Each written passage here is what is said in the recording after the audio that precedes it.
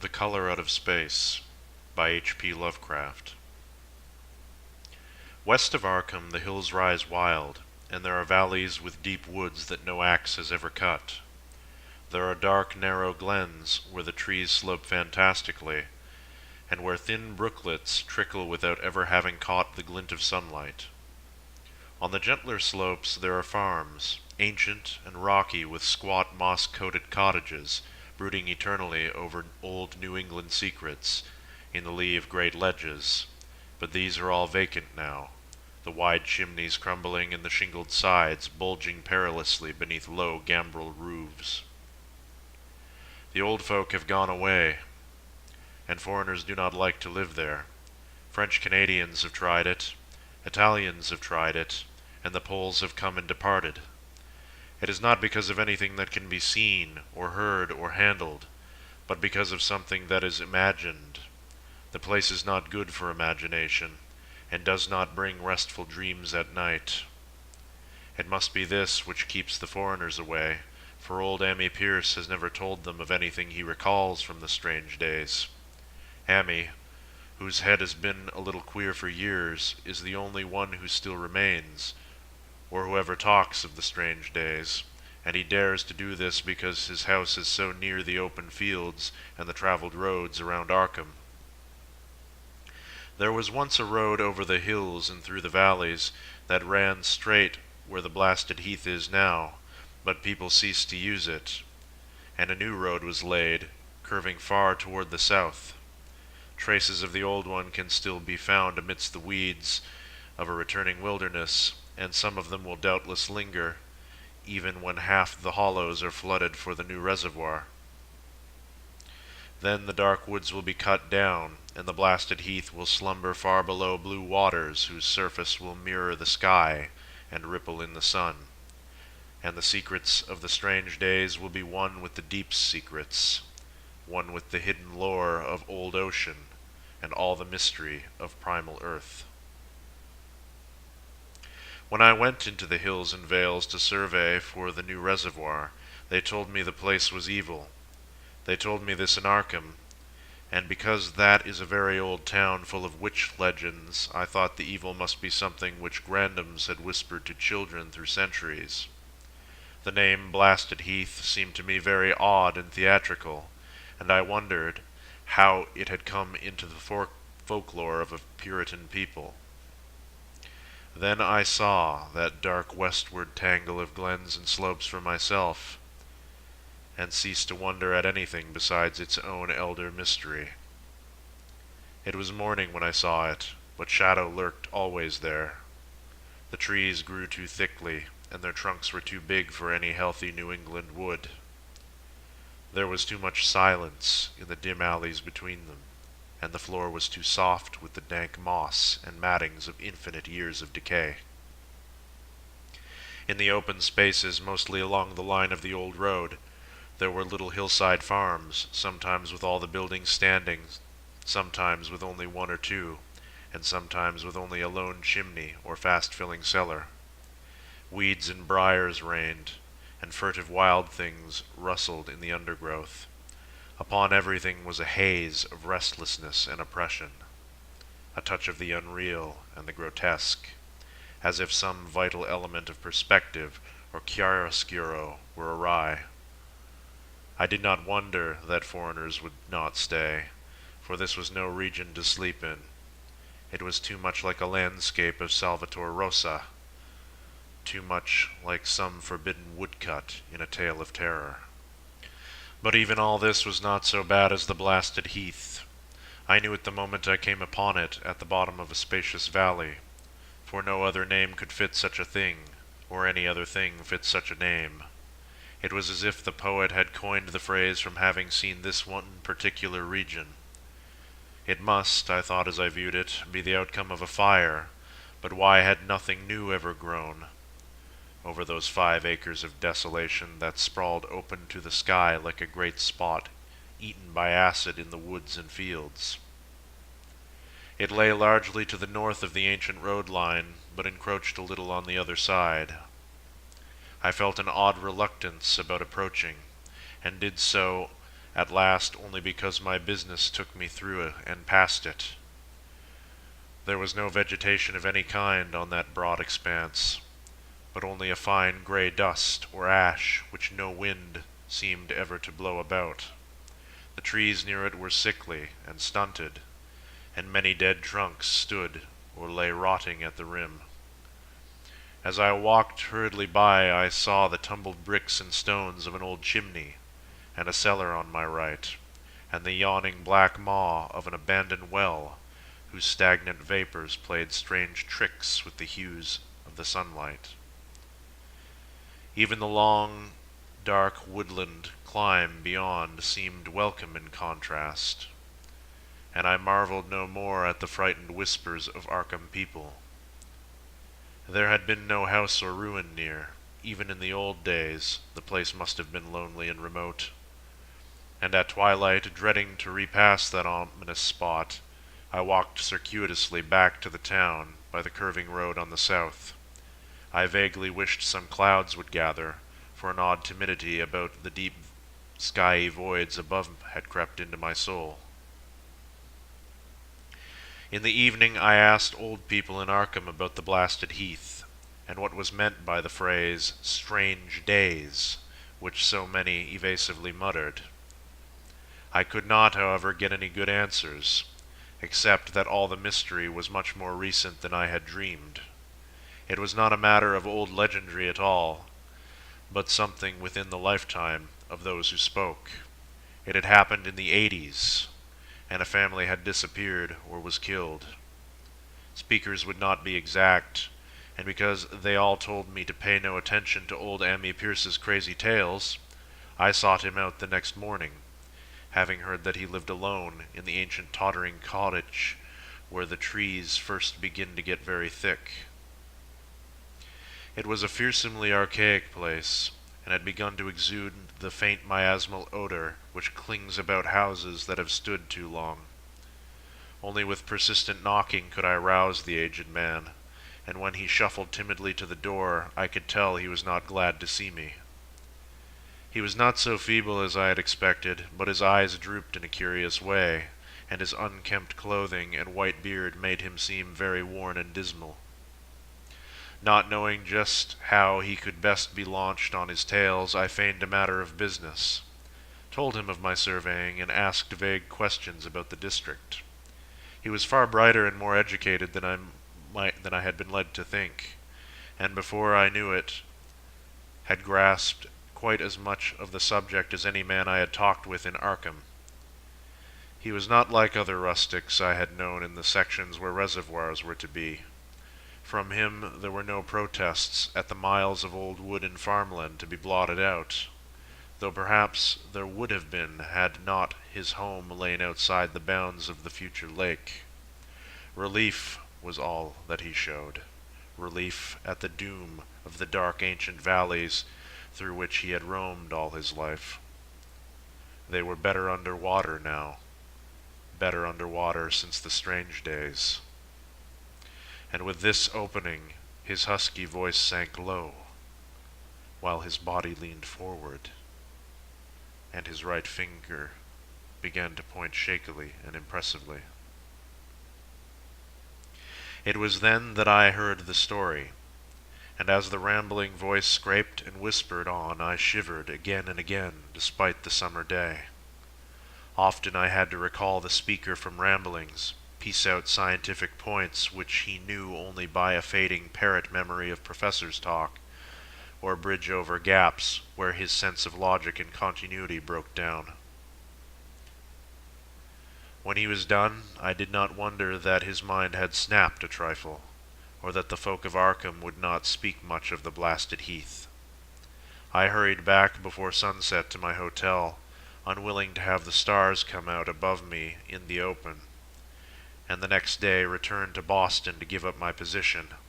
I could not go into that dim chaos of old forest and slope again, or face another time that gray blasted heath where the black well yawned deep beside the tumbled bricks and stone. The reservoir will soon be built now, and all those elder secrets will be safe forever under watery fathoms. But even then I do not believe I would like to visit that country by night, at least not when the sinister stars are out, and nothing could bribe me to drink the new city water of Arkham. It all began, old Amy said, with the meteorite. Before that time there had been no wild legends at all since the witch trials, and even then these western woods were not feared half so much as the small island in the Miskatonic where the devil held court beside a curious stone altar older than the Indians. These were not haunted woods, and their fantastic dusk was never terrible till the strange days. Then there had come that white noontide cloud, that string of explosions in the air, and that pillar of smoke from the valley far in the wood, and by night all Arkham had heard of the great rock that fell out of the sky and bedded itself in the ground beside the well at the Nahum Gardner place. That was the house which had stood where the blasted heath was to come, the trim, white Nahum Gardner house, amidst its fertile gardens and orchards. Nahum had come to town to tell people about the stone, and had dropped in at Ammi Pierce's on the way. Ammi was 40 then, and all the queer things were fixed very strongly in his mind.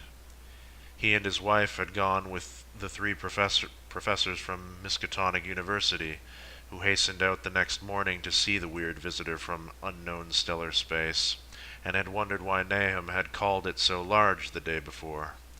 It had shrunk, Nahum said, as he pointed out the big brownish mound above the ripped earth and charred grass near the archaic well sweep in his front yard. But the wise men answered that stones do not shrink. Its heat lingered persistently, and Nahum declared it had glowed faintly in the night. The professors tried it with a geologist's hammer and found it was oddly soft. It was, in truth, so soft as to be almost plastic, and they gouged rather than chipped a specimen to take back to the college for testing. They took it in an old pail borrowed from Nahum's kitchen, for even the small piece refused to cool down. On the trip back they stopped at Ammi's to rest, and seemed thoughtful when Mrs. Pierce remarked that the fragment was growing smaller, and burning the bottom of the pail. Truly it was not large, but perhaps they had taken less than they thought. The day after that, all this was in June of '82, the professors trooped out again in a great excitement. As they passed Ammi's, they told him what queer things the specimen had done, and how it had faded wholly away when they put it in a glass beaker. The beaker had gone too, and the wise men talked of the strange stone's affinity for silicon. It had acted quite unbelievably in that well-ordered laboratory, doing nothing at all and showing no occluded gases when heated on charcoal, being wholly negative in the borax bead, and soon proving itself absolutely non-volatile at any producible temperature, including that of the oxyhydrogen blowpipe. On an anvil it appeared highly malleable, and in the dark its luminosity was very marked. Stubbornly refusing to grow cool, it soon had the college in a state of real excitement, and when upon heating before the spectroscope it displayed shining bands unlike any known colors of the normal spectrum, there was much breathless talk of new elements, bizarre optical properties, and other things which puzzled men of science are wont to say when faced by the unknown. Hot as it was, they tested it in a crucible with all the proper reagents. Water did nothing. Hydrochloric acid was the same. Nitric acid and even aqua regia merely hissed and splattered against its torrid invulnerability. Ammi had difficulty in recalling all these things, but recognized some solvents as I mentioned them in the usual order of use. There were ammonia and caustic soda, alcohol and ether, nauseous carbon, disulfate, and a dozen others. But although the weight grew steadily less as time passed, and the fragments seemed to be slightly cooling, there was no change in the solvents to show that they had attacked the substance at all. It was a metal, though, beyond a doubt, It was magnetic, for one thing, and after its immersion in the acid solvents there seemed to be faint traces of the Wildmanstatten figures found on meteoric iron.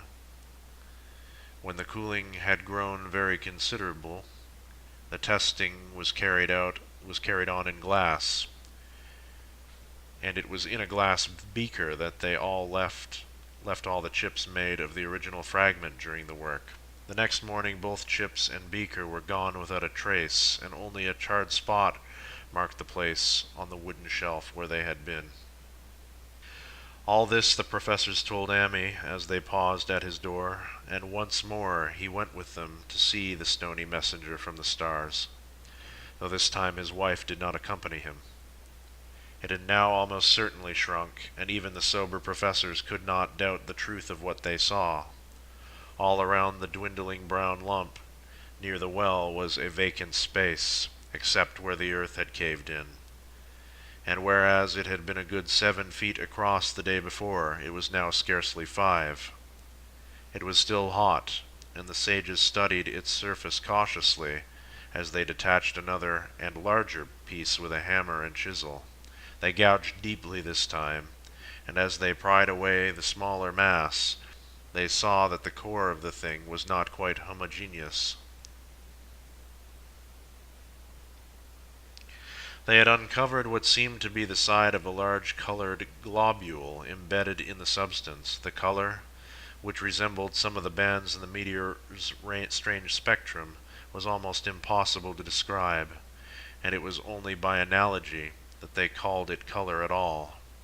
Its texture was glossy, and upon tapping it appeared to promise both brittleness and hollowness.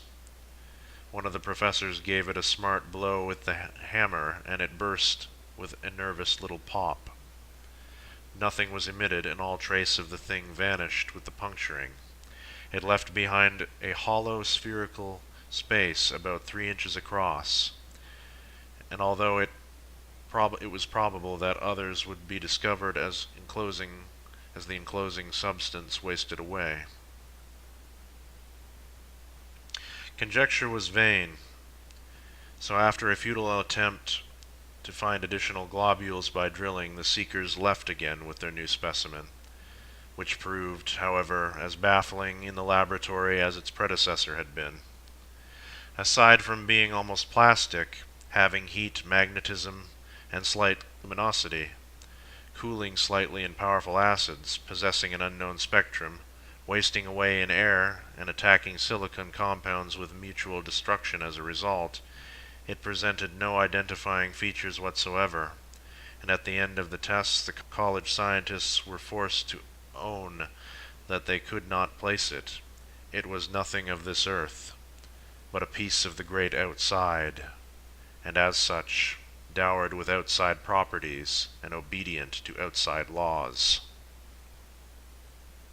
That night there was a thunderstorm, and when the professors went out to Nahum's the next day, they met with a bitter disappointment. The stone, magnetic as it had been, must have had some peculiar electrical property, for it had drawn the lightning, as Nahum said, with a singular persistence. 6 times within an hour the farmer saw the lightning strike the furrow in the front yard, and when the storm was over, nothing remained but a ragged pit by the ancient well sweep, half choked with caved-in earth. Digging had borne no fruit, and the scientists verified the fact of the utter vanishment. The failure was total, so that nothing was left to do but go back to the laboratory and test again the disappearing fragment left carefully cased in lead. That fragment lasted a week, at the end of which nothing of value had been learned of it. When it had gone, no residue was left behind, and in time the professors felt scarcely sure they had indeed seen with waking eyes that cryptic vestige of the fathomless gulfs outside, that lone weird message from other universes and other realms of matter, force, and entity.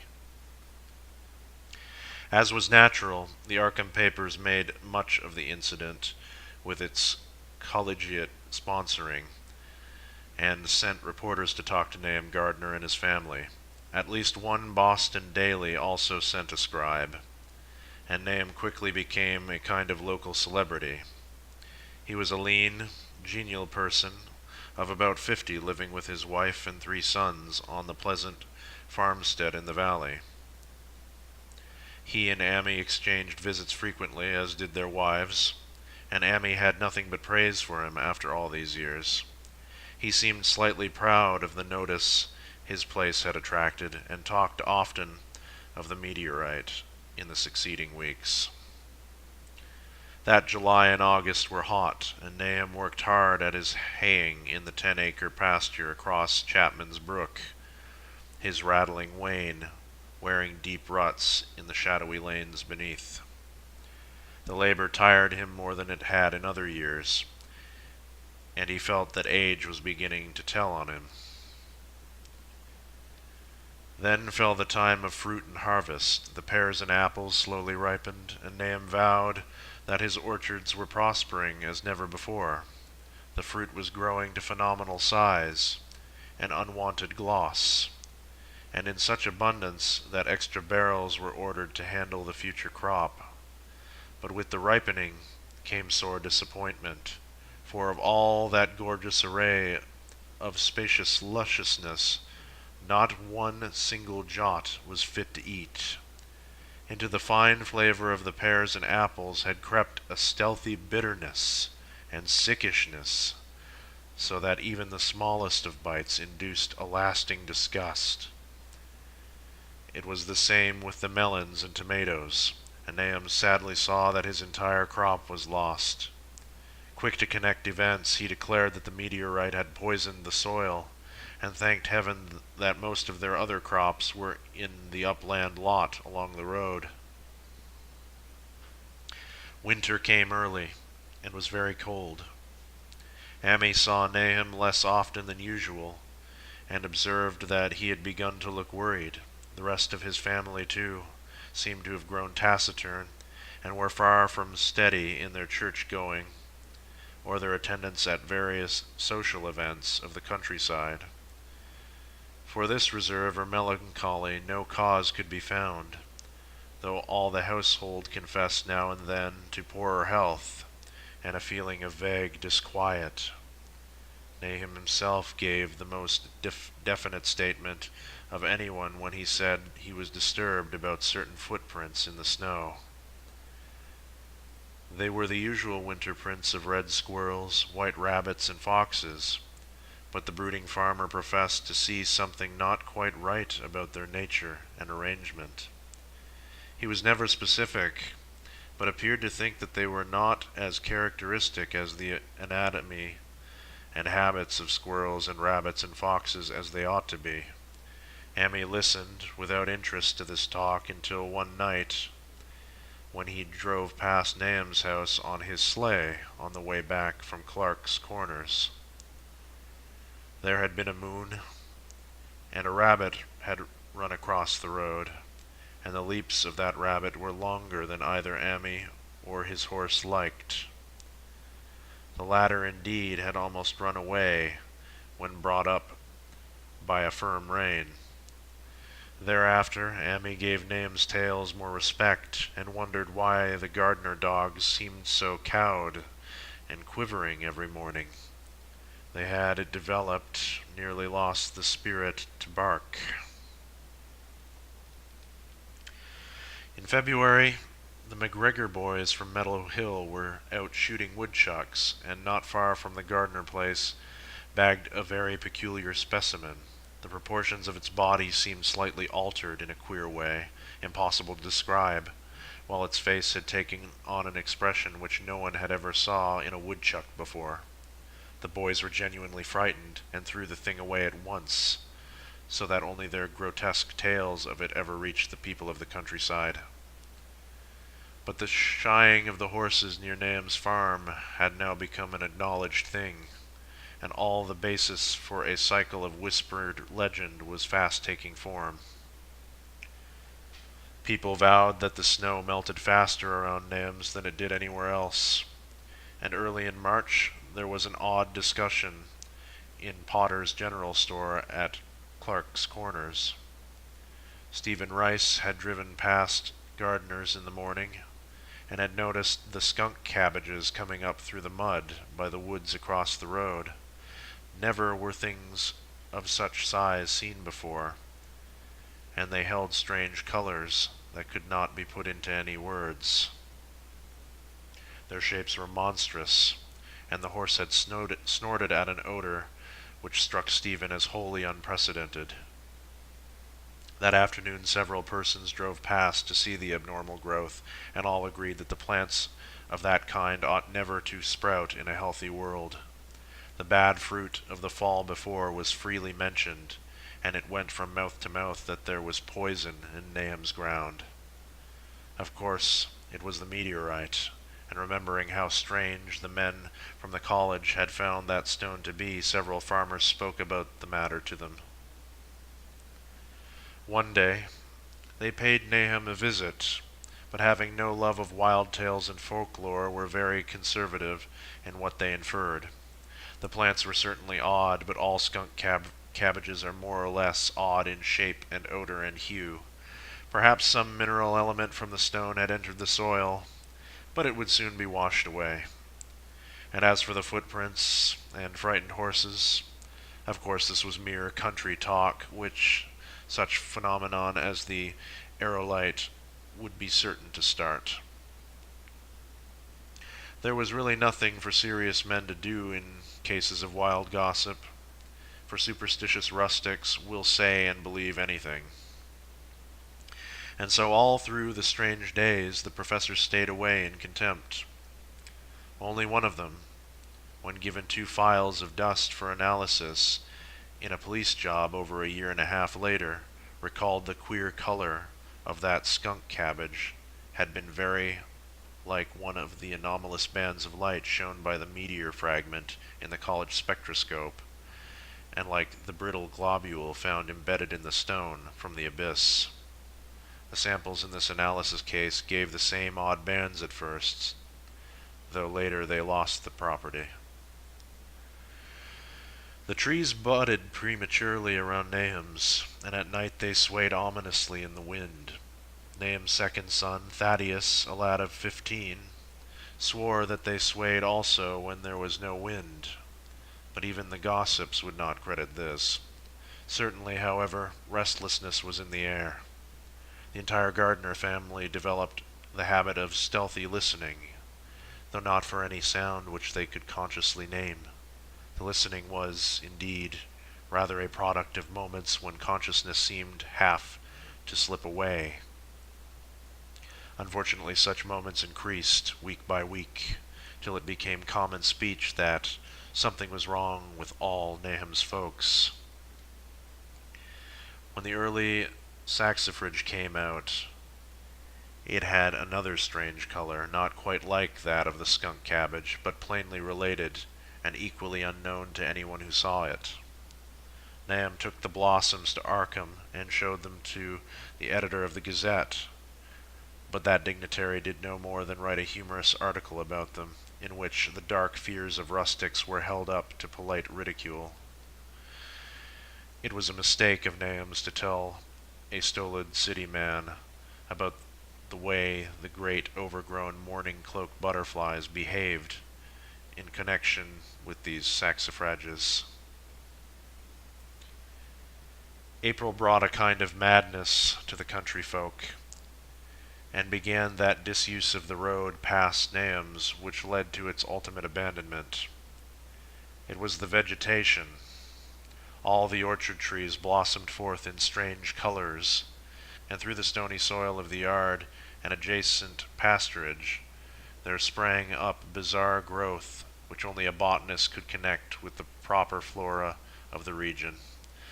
No sane, wholesome colors were anywhere to be seen, except in the green grass and leafage.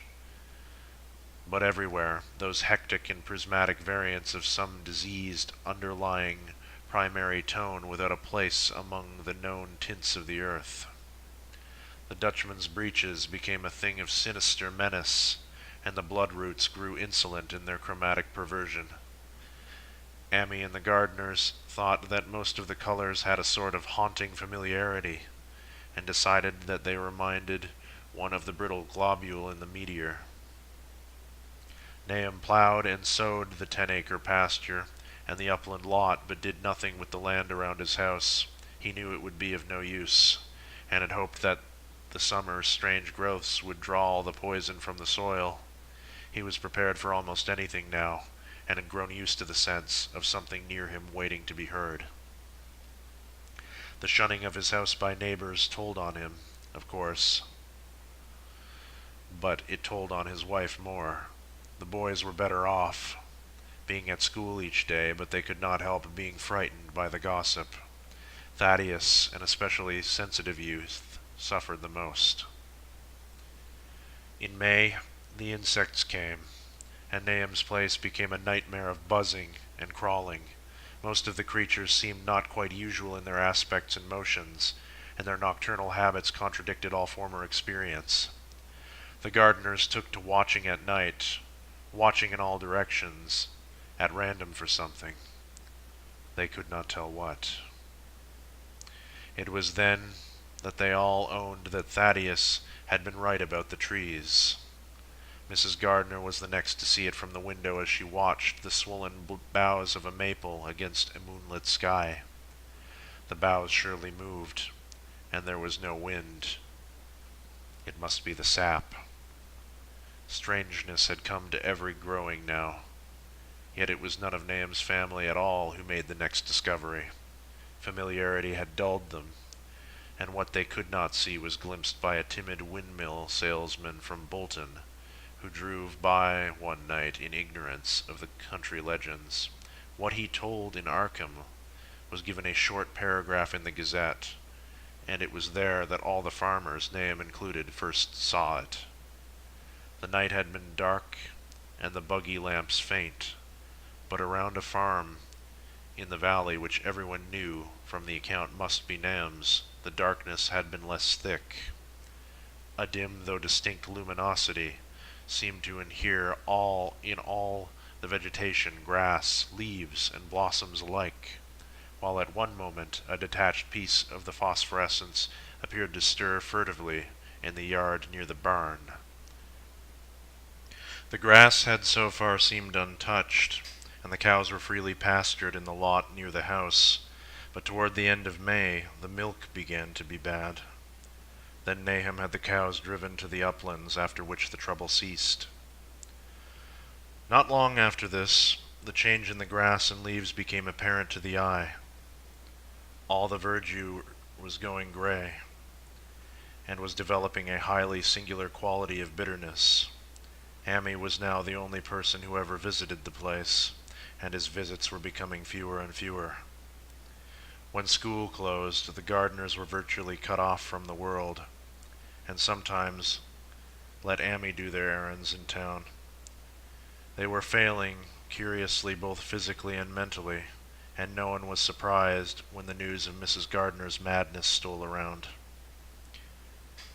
It happened in June, about the anniversary of the meteor's fall, and the poor woman screamed about things in the air which she could not describe. In her raving, there was not a single specific noun, but only verbs and pronouns. Things moved and changed and fluttered, and ears tingled to impulses which were not wholly sounds. Something was taken away. She was being drained of something. Something was fastening itself onto her that ought not to be. Someone must make it keep off. Nothing was ever still in the night. The walls and windows shifted. Nahum did not send her to the county asylum, but let her wander about the house as long as she was harmless to herself and others. Even when her expression changed, he did nothing. But when the boys grew afraid of her, and Thaddeus nearly fainted at the way she made faces at him, he decided to keep her locked in the attic. By July, she had ceased to speak and crawled on all fours, and before that month was over, Nahum got the mad notion that she was slightly luminous in the dark, as he now clearly saw was the case with the nearby vegetation. It was a little before this that the horses had stampeded.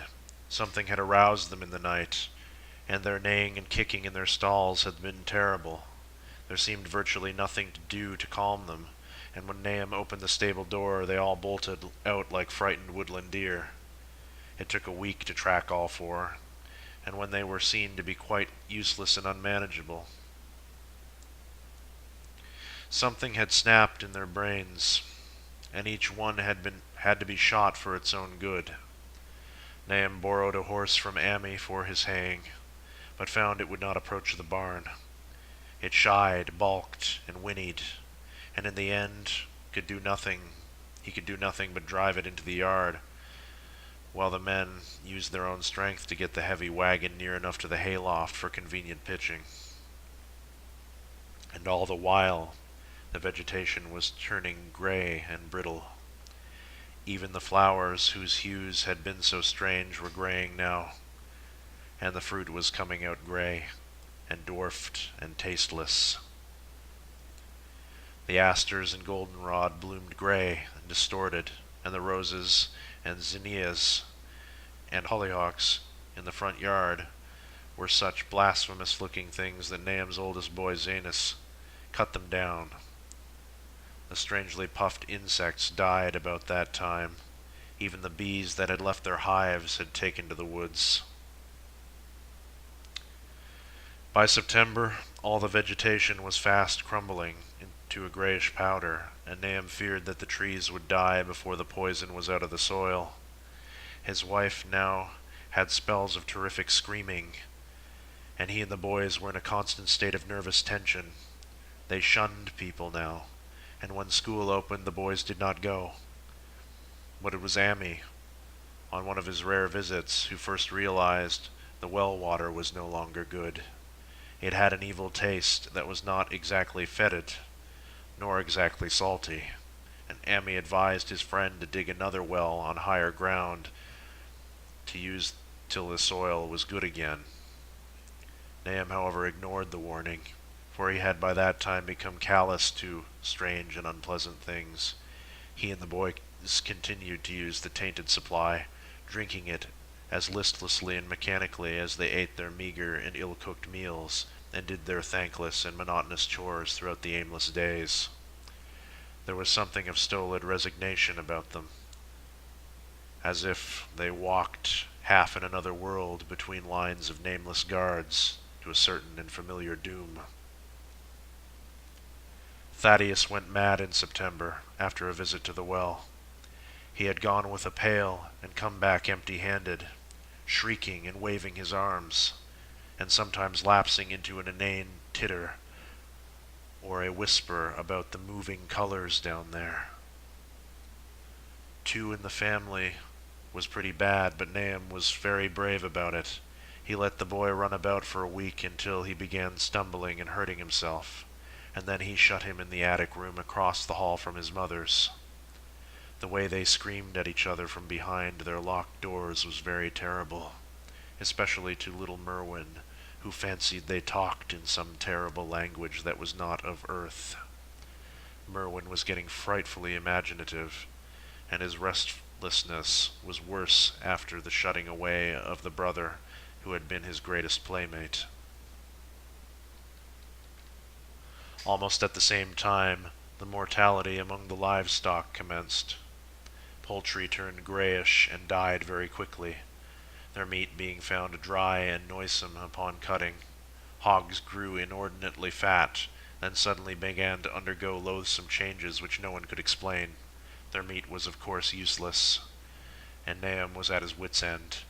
No rural veterinary would approach his place, and the city veterinary from Arkham was openly baffled. The swine began growing gray and brittle and falling to pieces before they died, and their eyes and muzzles developed singular alterations. It was very inexplicable, for they had never been fed the tainted vegetation. Then something struck the cows. Certain areas, or sometimes the whole body, would be uncannily shriveled or compressed, and atrocious collapses or disintegrations were common. In the last stages, and death was always the result, there would be a graying and turning brittle, like that which beset the hogs. There could be no question of poison, for all the cases occurred in a locked and undisturbed barn. No bites of prowling things could have brought the virus, for what live beast of earth can pass through solid obstacles? It must only be natural disease. Yet what disease could wreak such results was beyond any mind's guessing. When the harvest came, there was not an animal surviving on the place, for the stock and poultry were dead, and the dogs had run away. These dogs, 3 in number, had all vanished one night, and were never heard of again. The 5 cats had left some time before, but their going was scarcely noticed, since there now seemed to be no mice, and only Mrs. Gardner had made pets of the graceful felines. On the 19th of October, Nahum staggered into Amy's house with hideous news. The death had come to poor Thaddeus in his attic room, and it had come in a way which could not be told. Nahum had dug a grave in the railed family plot behind the farm, and had put therein what he found. There could have been nothing from outside, for the small barred window and locked door were intact, but it was much as it had been in the barn. Amy and his wife consoled the stricken man as best they could, but shuddered as they did so. Stark terror seemed to cling around the Gardners and all they touched, and the very presence of one in the house was a breath from regions unnamed and unnameable. Amy accompanied Nahum home with the greatest reluctance, and did what he might to calm the hysterical sobbing of little Merwin. Zanus needed no calming. He had come of late to do nothing but stare into space and obey what his father told him, and Amy thought that his fate was very merciful. Now and then Merwin's screams were answered faintly from the attic, and in response to an inquiring look, Nahum said that his wife was getting very feeble. When night approached, Amy managed to get away, for not even friendship could make him stay in that spot, when the faint glow of the vegetation began, and the trees may or may not have swayed without wind.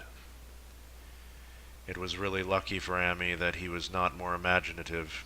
Even as things were, his mind was bent ever so slightly, but had been able to connect and reflect upon all the portents around him. He must inevitably have turned into a total maniac. In the twilight he hastened home, the screams of the mad woman and the nervous child ringing horribly in his ears. 3 days later, Nahum lurched into Amy's kitchen in the early morning, and in the absence of his host stammered out a desperate tale once more, while Mrs. Pierce listened in a clutching fright. It was little Merwin this time. He was gone.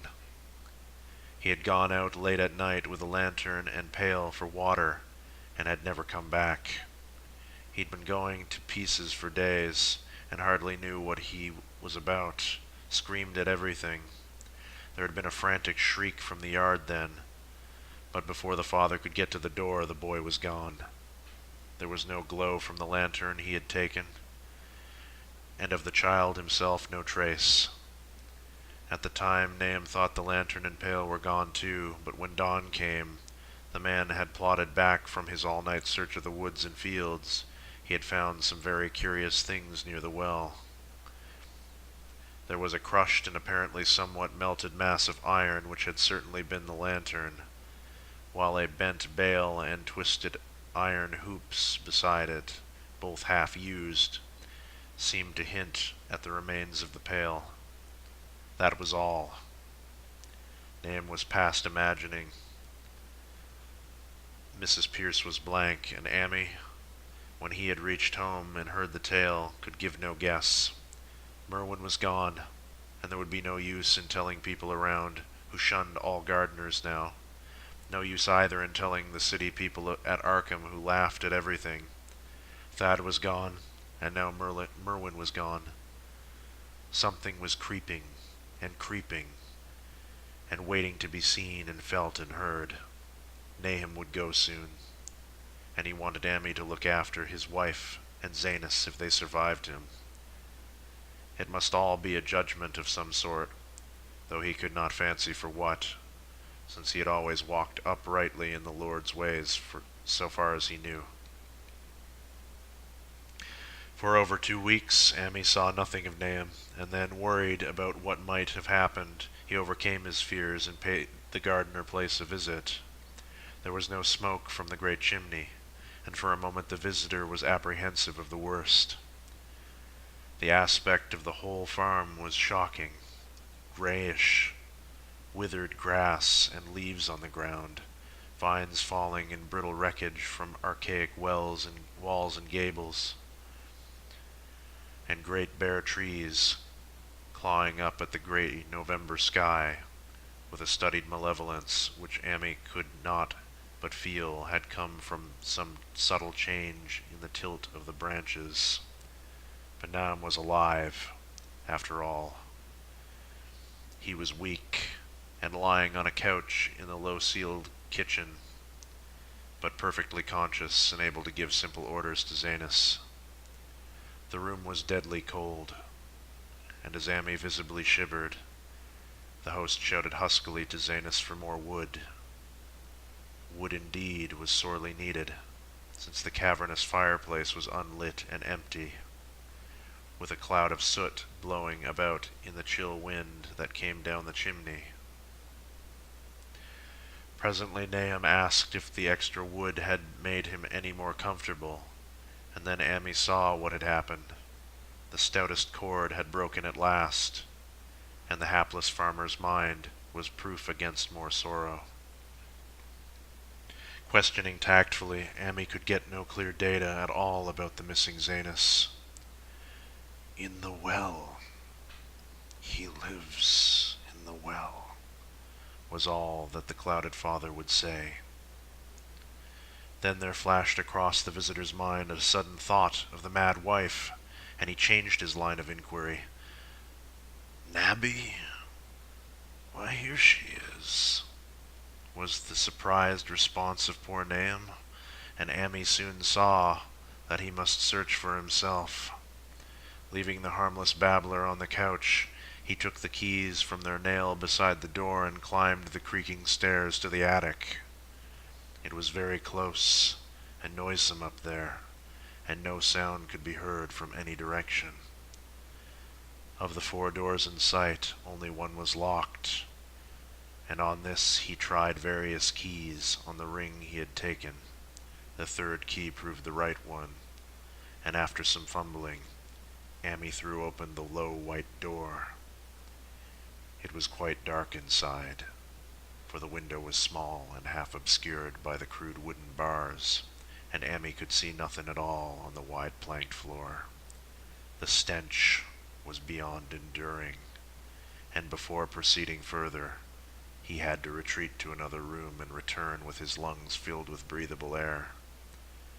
When he did enter, he saw something dark in the corner, and upon seeing it more clearly, he screamed outright. While he screamed, he thought a momentary cloud eclipsed the window, and a second later he felt himself brushed as if by some hateful current of vapor. Strange colors danced before his eyes, and had not a present horror numbed him, he would have thought of the globule in the meteor that the geologist's hammer had shattered, and of the morbid vegetation that had sprouted in the spring. As it was, he thought only of the blasphemous monstrosity which confronted him, and which all too clearly had shared the nameless fate of the young Thaddeus and the livestock. But the terrible thing about this horror was that it very slowly and perceptibly moved as it continued to crumble. Ammi would give me no added particulars to this scene, but the shape in the corner does not reappear in his tale as a moving object. There are things which cannot be mentioned, and what is done in common humanity is sometimes cruelly judged by the law.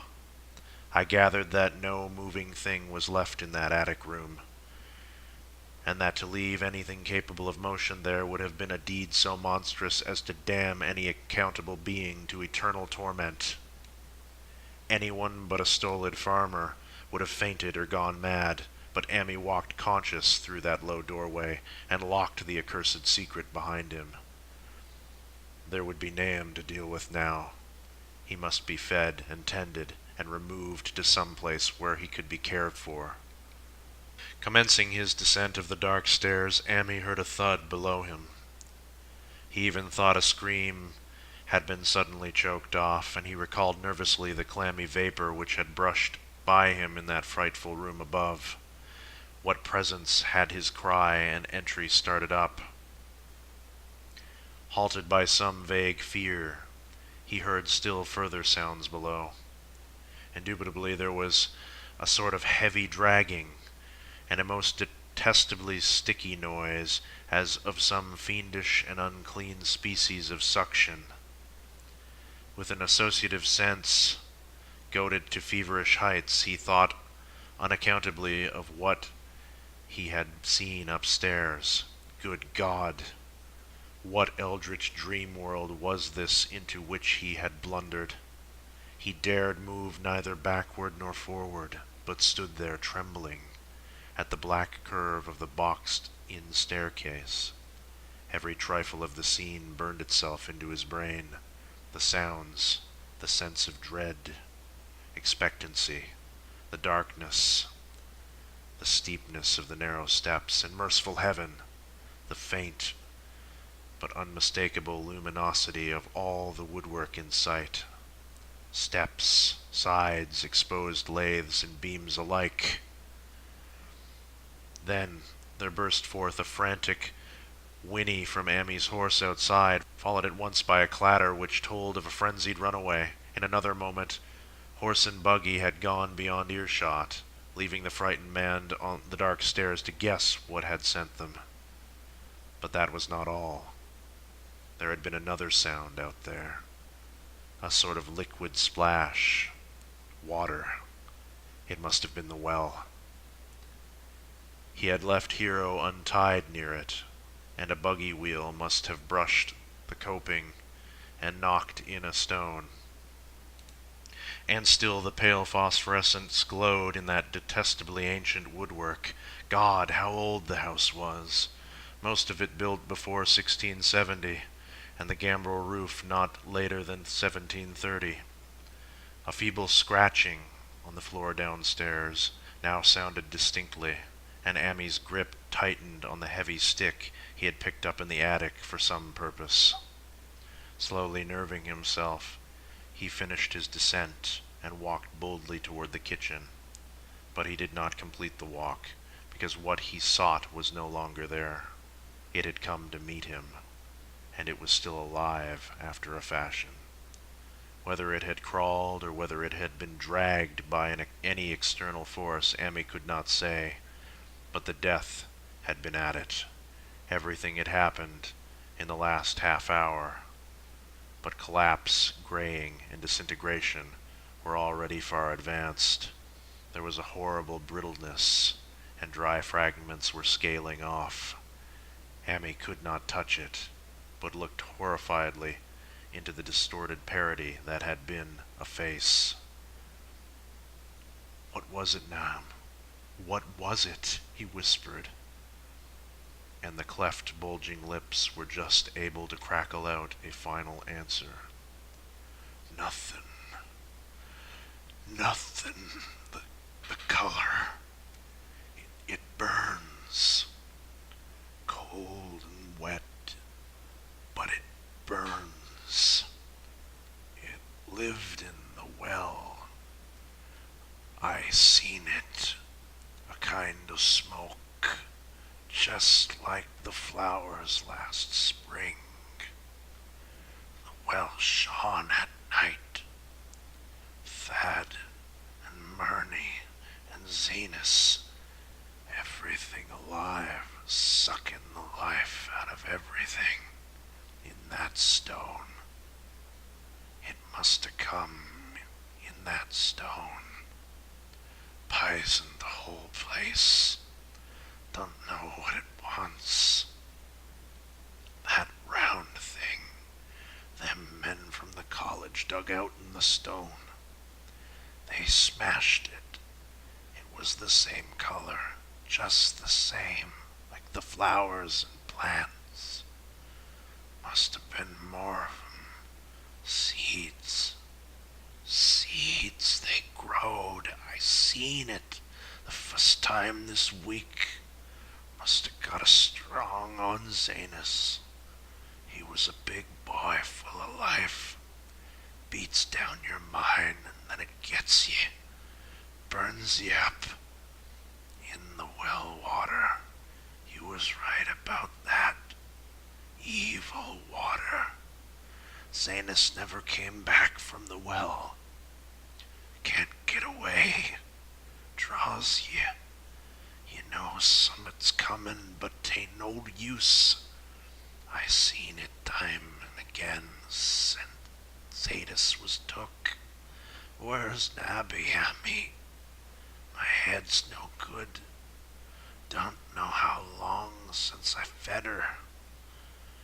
It'll get her if we ain't careful. Just a color. Her face is getting to have that color sometimes towards night. And it burns and sucks. It comes from some place where things ain't as they is here. One of them professors said so. He was right. Look out at me. It'll do something more. Sucks the life out. But that was all. That which spoke could speak no more, because it had completely caved in. Amy laid a red-checked tablecloth over what was left, and reeled out the back door into the fields. He climbed the slope to the 10-acre pasture, and stumbled home by the north road and the woods. He could not pass that well from which his horse had run away. He had looked at it through the window, and had seen that no stone was missing from the rim. Then the lurching buggy had not dislodged anything after all. The splash had been something else. Something which went into the well after it had done with poor Nahum. When Amy reached his house, the horse and buggy had arrived before him, and thrown his wife into fits of anxiety. Reassuring her without explanations, he set at once for Arkham and notified the authorities that the Gardner family was no more. He indulged in no details, but merely told of the deaths of Nahum and Nabby, that of Thaddeus being already known, and mentioned that the cause seemed to be that same strange ailment which had killed the livestock. He also stated that Merwin and Zanus had disappeared. There was considerable questioning at the police station, and in the end Amy was compelled to take 3 officers to the Gardner farm, together with the coroner, the medical examiner, and the veterinary who treated the diseased animals. He went much against his will, for the afternoon was advancing, and he feared the fall of night over that accursed place. But it was some comfort to have so many people with him. The 6 men drove out in a Democrat wagon, following Amy's buggy, and arrived at the pest-ridden farmhouse about 4 o'clock. Used as the officers were to gruesome experiences, not one remained unmoved at what was found in the attic and under the red-checked tablecloth on the floor below. The whole aspect of the farm, with its gray desolation, was terrible enough, but those 2 crumbling objects were beyond all bounds. No one could look long at them, and even the medical examiner admitted that there was very little to examine. Specimens could be analyzed, of course, so he busied himself in obtaining them. And here it develops that a very puzzling aftermath occurred at the college laboratory, where the 2 files of dust were finally taken. Under the spectroscope, both samples gave off an unknown spectrum, in which many of the baffling bands were precisely like those the strange meteor had yielded in the previous year. The property of emitting this spectrum vanished in a month, the dust thereafter consisting mainly of alkaline phosphates and carbonates. Amy would not have told the men about the well if he had thought they meant to do anything then and there. It was getting toward sunset, and he was anxious to be away, but he could not help glancing nervously at the stony curb by the giant sweep, and when a detective questioned him, he admitted that Nahum had feared something down there. So much so that he had never even thought of searching it for Merwin or Zanus. After that, nothing would do but that they empty and explore the well immediately, so Amy had to wait trembling, while pail after pail of rank water was hauled up and splashed on the soaking ground outside. The men sniffed in disgust at the fluid, and toward the last, held their noses against the fetor they were uncovering. It was not so long a job as they had feared it would be, since the water was phenomenally low. There was no need to speak too exactly of what they found. Merwin and Zanus were both there, in part, though the vestiges were mainly skeletal. There were also a small deer and a large dog in about the same state, and a number of bones of smaller animals. The ooze and slime at the bottom seemed inexplicably porous and bubbling, and a man who descended on handholds with a long pole found that he could sink the wooden shaft to any depth in the mud of the floor without meeting any solid obstruction. Twilight had now fallen, and lanterns were brought from the house. Then, when it was seen that nothing further could be gained from the well, everyone went indoors and conferred in the ancient sitting room, while the intermittent light of a spectral half-moon played wanly on the gray desolation outside. The men were frankly nonplussed by the entire case, and could find no convincing common element to link the strange vegetable conditions, the unknown disease of livestock and humans, and the unaccountable deaths of Merwin and Zanus in the tainted well. They had heard the common country talk, it is true, but could not believe that anything contrary to natural law had occurred. No doubt the meteor had poisoned the soil, but the illness of persons and animals who had eaten nothing grown in that soil was another matter. Was it the well water? Very possibly. It might be a good idea to analyze it, but what peculiar madness could have made both boys jump into the well? Their deeds were so similar, and the fragments showed that they had both suffered from the gray, brittle death. Why was everything so gray and brittle? It was the coroner seated near a window overlooking the yard who first noticed the glow about the well. Night had fully set in, and all the abhorrent ground seemed faintly luminous with more than the fitful moonbeams. But this new glow was something definite and distinct, and appeared to shoot up from the black pit like a softened ray from a searchlight, giving dull reflections in the little ground pools where the water had been emptied. It had a very queer color, and as all the men clustered around the window, Amy gave a violent start, for this strange beam of ghastly miasma was to him of no unfamiliar hue. He had seen that color before, and feared to think of what it might mean. He had seen it in the nasty brittle globule in that aerolite 2 summers ago. He had seen it in the crazy vegetation of the springtime, and had thought he had seen it, for an instant, that very morning against the small barred window of that terrible attic room where nameless things had happened. It had flashed there for a second, and a clammy and hateful current of vapor had brushed past him, and then poor Nahum had been taken by something of that color. He had said so, at the last, said it was the globule in the plants. After that had come the runaway in the yard and the splash in the well, and now that well was belching forth to the night a pale, insidious beam of the same demoniac tint. It does credit to the alertness of Amy's mind that he puzzled even at that tense moment over a point which was essentially scientific. He could not but wonder at his gleaning of the same impression from a vapor glimpsed in the daytime against a window opening on a morning sky, and from a nocturnal exhalation seen as phosphorescent mist against the black and blasted landscape. It wasn't right. It was against nature. and he thought of those terrible last words of his stricken friend. It come from some place where things ain't as they is here. One of them professors said so. All 3 horses outside, tied to a pair of shriveled saplings by the road, were now neighing and pawing frantically.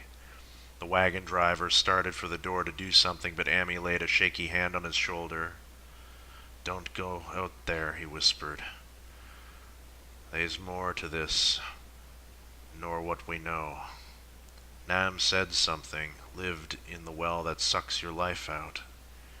He said it must be summat growed from the round ball, like one we all seen in the meteor stone that fell a year ago June. Sucks and burns, he said, and is just a cloud of color, like that light out there now, that ye can hardly see and can't tell what it is. Nam thought it feeds on everything living, and it gets stronger all the time. He said he seen it last week. It must be something from away off in the sky, like the men from the college last year says the meteor stone was. The way it's made and the way it works ain't like no way of God's world.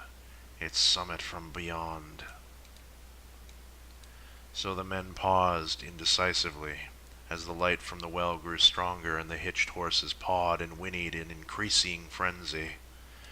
It was a truly awful moment, with terror in that ancient and accursed house itself. 4 monstrous sets of fragments, 2 from the house and 2 from the well, in the woodshed behind, and that shaft of unknown and unholy iridescence from the slimy depths in front. Amy had restrained the driver on impulse, forgetting how he injured himself was after the clammy brushing of that colored vapor in the attic room, but perhaps it is just as well that he acted as he did. No one will ever know what was abroad that night. And though the blasphemy from beyond had not so far hurt any human of unweakened mind, there's no telling what it might not have done at that last moment, and with its seemingly increased strength, and the special signs of purpose it was soon to display beneath the half-clouded moonlit sky. All at once one of the detectives at the window gave a short, sharp gasp. The others looked at him, and then quickly followed his own gaze upward to the point at which its idle straying had been suddenly arrested. There was no need for words. What had been disputed in country gossip was disputable no longer, and it is because of the thing which every man of that party agreed in whispering later on that the strange days are never talked about in Arkham.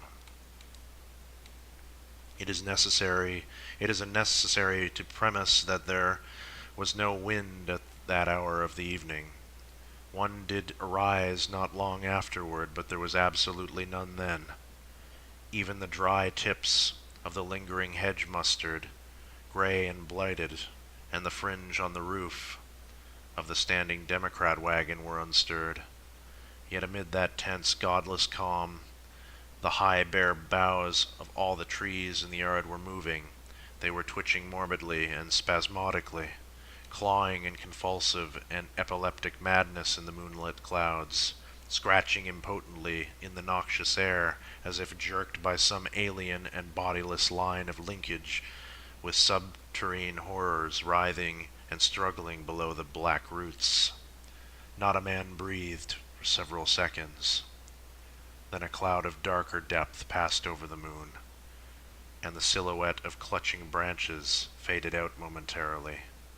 At this, there was a general cry, muffled with awe, but husky and almost identical from every throat, for the terror had not faded with the silhouette, and in fearsome instant of deeper darkness the watchers saw wriggling at the treetop height 1,000 tiny points of faint and unhallowed radiance, tipping through each bough like the fire of St. Elmo or the flames that came down on the apostles' heads at Pentecost.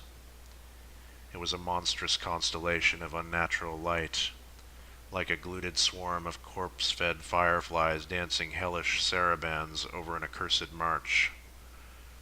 And its color was the same nameless intrusion which Amy had come to recognize and dread. All the while the shaft of phosphorescence from the well was getting brighter and brighter, bringing to the minds of the huddled men a sense of doom and abnormality which far outraced any image their conscious minds could form. It was no longer shining out, it was pouring out. And as the shapeless steam of unplaceable color left the well, it seemed to flow directly into the sky. The veterinary shivered and walked to the front door to drop the heavy extra bar across it. Amy shook no less, and had to tug and point for lack of a controllable voice when he wished to draw notice to the growing luminosity of the trees. The neighing and stamping of the horses had become utterly frightful, but not a soul of that group in the old house would have ventured forth for any earthly reward. With the moments of the shining of the trees increased, while their restless branches seemed to strain more and more towards verticality, the wood of the well sweep was shining now, and presently a policeman dumbly pointed to some wooden sheds and beehives near the stone wall on the west. They were commencing to shine too, though the tethered vehicles of the visitors seemed so far unaffected. Then there was a wild commotion and clopping in the road, and as Amy quenched the lamp for better seeing, they realized that the span of frantic grays had broke their sapping and run off with the Democrat wagon. The shock served to loosen several tongues, and embarrassed whispers were exchanged. "It spreads on every organic that's been around here," muttered the medical examiner. No one replied, but the man who had been in the well gave a hint that his long pole must have stirred up something intangible. "It's awful," he added. There was no bottom at all. Just ooze and bubbles, and the feeling of something lurking under there. Amy's horse still pawed and screamed deafeningly in the road outside, and nearly drowned its owner's faint quiver as he mumbled his formless reflections. "It come from that stone. It growed down there. It got everything living. It fed itself on him, mind and body. That and Marnie and Zanus and Nabby. Nam was the last. They all drunk the water. It got strong on 'em. It come from beyond, where things ain't like they be here. Now it's going home." At this point, as the column of unknown color flared suddenly stronger and began to weave itself into fantastic suggestions of shape, with each spectator later described differently, there came from poor tethered hero such a sound as no man before or since ever heard from a horse. Every person in that low-pitched sitting room stopped his ears, and Amy turned away from the window in horror and nausea. Words could not convey it. When Amy looked out again, the hapless beast lay huddled, inert, on the moonlit ground between the splintered shafts of the buggy. That was the last of Hero, till they buried him the next day. But the present was no time to mourn, for almost at this instant a detective silently called attention to something terrible in the very room with them. In the absence of the lamplight, it was clear that a faint phosphorescence had begun to pervade the entire apartment. It glowed on the broad planked floor and the fragment of rag carpet, and shimmered over the sashes of the small paned windows. It ran up and down the exposed corner posts, coruscated about the shelf and mantel, and infected the very doors and furniture. Each minute saw it strengthened, and at last it was very plain that healthy living things must leave that house. Amy showed them the back door and the path up through the fields to the 10-acre pasture. They walked and stumbled as in a dream, and did not care to look back till they were far away on the high ground. They were glad of the path, for they could not have gone the front way, by that well. It was bad enough passing the glowing barns and sheds, and those shining orchard trees with their gnarled, fiendish contours, but thank heaven the branches did their worst twisting up high. The moon went under some very black clouds as they crossed the rustic bridge over Chapman's Brook, and it was blind groping from there to open meadows. When they looked back toward the valley and the distant Gardner place at the bottom, they saw a fearsome sight. All the farm was shining with the hideous unknown blend of color. Trees, buildings, and even such grass and herbage as had not been wholly changed to a lethal gray brittleness. The boughs were all straining skyward, tipped with tongues of foul flame, and lambent tricklings of the same monstrous fire were creeping about the ridge-poles of the house, barn, and sheds. It was a scene from a vision of Fuseli, and over all the rest reigned that riot of luminous amorphousness, that alien and undimensioned rainbow of cryptic poison from the well, seething, feeling, lapping, reaching, scintillating, straining, and malignly bubbling in its cosmic and unrecognizable chromaticism. Then, without warning, the hideous thing shot vertically up toward the sky like a rocket or meteor, leaving behind no trail and disappearing through a round and circuitous regular hole in the clouds before any man could gasp, or cry out. No watcher can ever forget that sight. And Amy stared blankly at the stars of Cygnus, Deneb, twinkling above the others, where the unknown color had melted into the Milky Way. But his gaze was the next moment called swiftly to earth by the crackling in the valley. It was just that, only a wooden ripping and crackling, not an explosion, as so many others of the party vowed. Yet the outcome was the same, for in one feverish, kaleidoscopic instant there burst up from that doomed and accursed farm a gleamingly eruptive cataclysm of unnatural sparks and substance, blurring the glance of the few who saw it, and sending forth to the zenith a bombarding cloudburst of such colored and fantastic fragments as our universe must needs disown. Through quickly reclosing vapors they followed the great morbidity that had vanished, and in another second they had vanished too. Behind and below was only darkness to which the men dared not return, and all about was a mounting wind which seemed to sweep down in black. For gusts from interstellar space, it shrieked and howled and lashed the fields and distorted woods in a mad cosmic frenzy, till the trembling party realized it would be no use waiting for the moon to show what was left down there at Nams.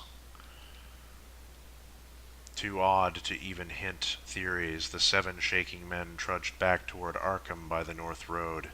Amy was worse than his fellows, and begged them to see him inside his own kitchen, instead of keeping straight on to town.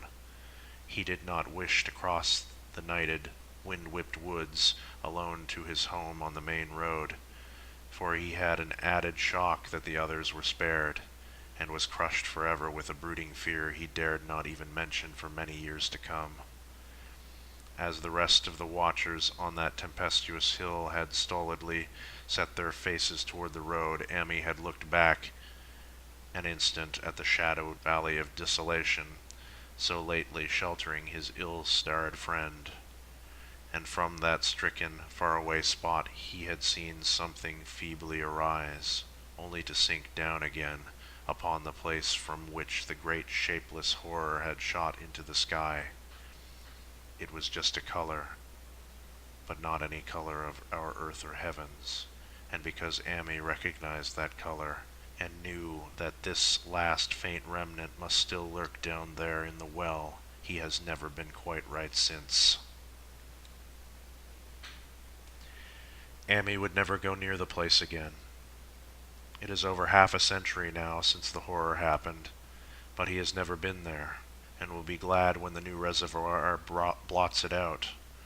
I shall be glad too, for I do not like the way the sunlight changed color around the mouth of that abandoned well I passed.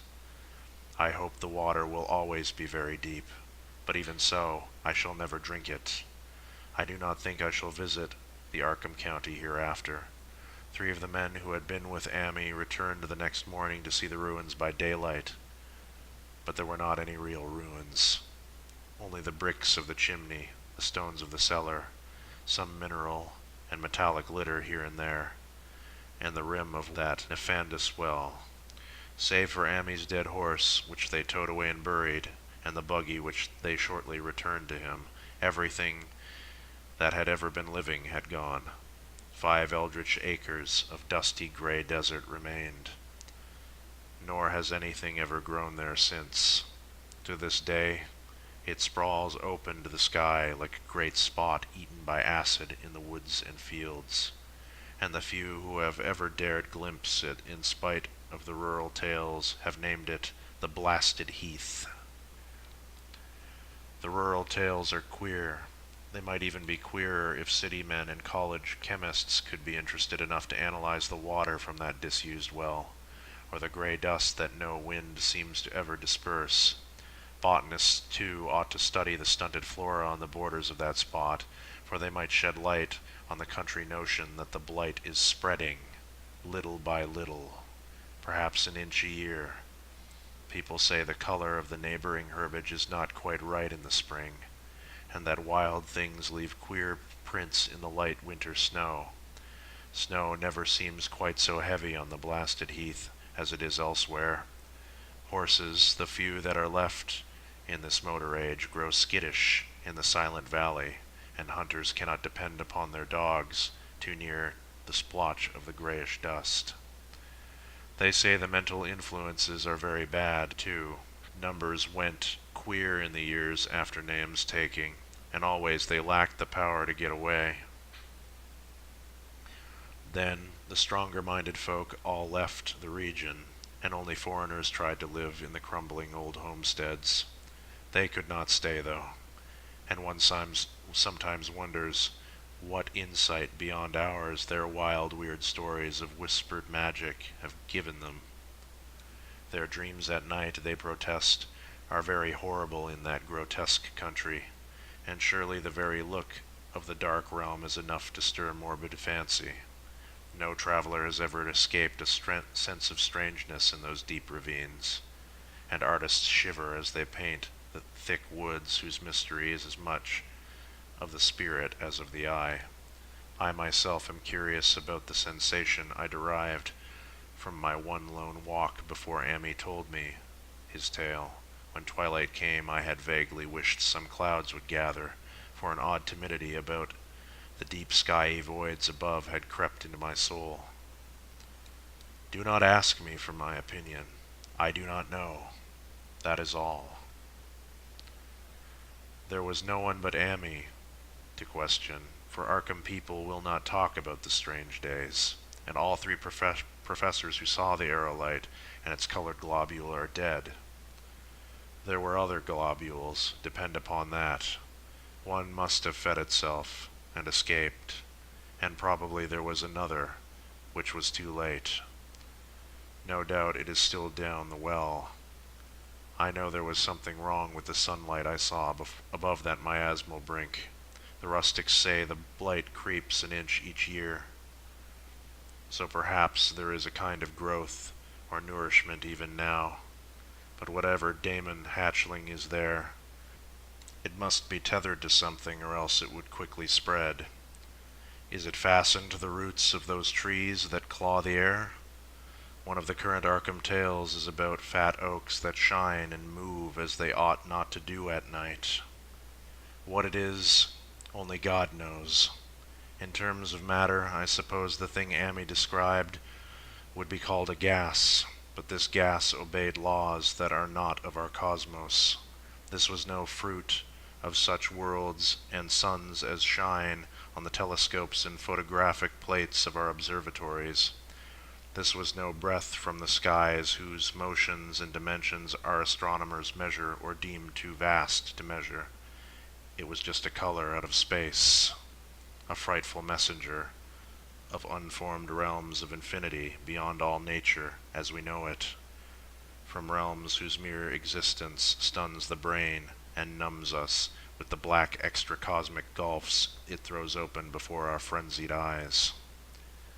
I doubt very much if Amy consciously lied to me, and I do not think his tale was all a freak of madness as the townfolk had it forewarned. Something terrible came to the hills and valleys on that meteor, and something terrible, though I know not in what proportion, still remains. I shall be glad to see the water come. Meanwhile, I hope nothing will happen to Amy. He saw so much of the thing, and its influence was so insidious. Why has he never been able to move away? How clearly he recalled those dying words of Nahum's. Can't get away. Draws ye. You know summat's comin', but it tain't no use. Amy is such a good old man. When the reservoir gang gets to work, I must write the chief engineer to keep a sharp watch on him. I would hate to think of him as the gray, twisted, brittle monstrosity which persists more and more in troubling my sleep. Thank you for listening to my narration of The Color Out of Space by H.P. Lovecraft. I wish you all a happy Halloween and pleasant dreams, hopefully in black and white. Take care, everyone.